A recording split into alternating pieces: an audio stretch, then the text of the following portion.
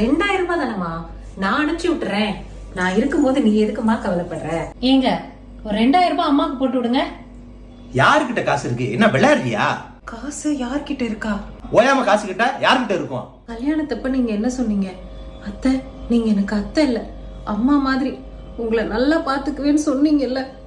எங்க அம்மா கஷ்டப்படும் போது ஒரு அவசரத்துக்கு கூட உதவி செய்ய மாட்டீங்க. அப்புறம் ஏங்க அப்படி எல்லாம் சொல்றீங்க? அம்மா தாயே, தயவு செய்து நீ அழுகாத. 2000 என்ன 20000 ரூபாய் கூட தரேன். தயவு செய்து நீ அழுகாத, உடனே போட்டு விடுறேன். அழுது எப்போ பார்த்தாலும் காரியம் சாதிக்க வேண்டியது. இவங்களுக்கு அழுகு எப்படி தான் வருதுன்னே தெரியல. அனுப்பிட்டேன், செக் பண்ணிக்கிற சொல்லு.